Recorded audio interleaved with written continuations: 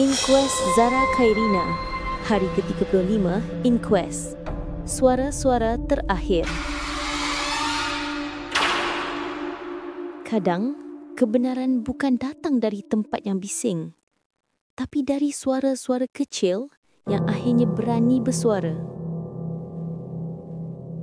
11 November 2025. Hari ke-35, prosiding inquest kematian Allahyarhamah Zara Khairina. Di Mahkamah Khas Coroner, Papar, 2 saksi kanak-kanak, 2 suara muda, 2 pandangan berbeza. Tapi kedua-duanya membuka sedikit demi sedikit kisah sebenar di sebalik kehilangan seorang anak, seorang pelajar, seorang sahabat. Segmen 1. Deponen ke-42, saksi kanak-kanak ke-33. Saksi pertama hari itu. Deponen ke-42, seorang pelajar tingkatan 1 dari Sekolah Menengah Agama Islamiah Papar. Seorang sahabat yang mengenali arwah sejak tahun 2024. Mereka berkenalan semasa kem Madani di Ranau. Dari situ, persahabatan itu tidak putus. WhatsApp menjadi jambatan kecil antara 2 jiwa muda yang saling memahami.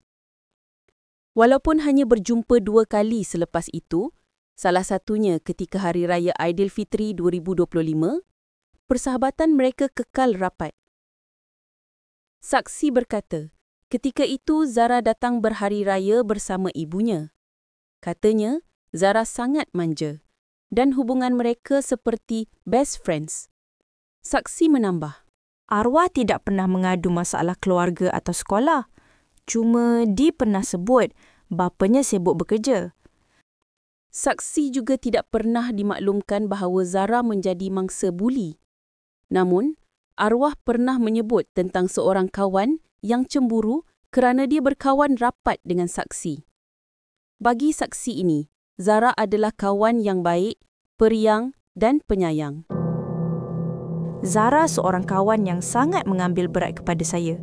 Dia kerap bertanya khabar, walaupun kami tidak sekolah di sekolah yang sama. Keterangan ini menggambarkan sisi Zara yang ramai kenal. Gadis ceria, penyayang, tidak pernah menunjuk derita. Tapi di dunia asrama, kadang senyuman bukan penanda segalanya baik. Segmen 2. Deponen ke-43. Saksi kanak-kanak ke-34. Saksi kedua hari itu membawa cerita berbeza, lebih tegang, lebih gelap. Deponen ke-43 ialah pelajar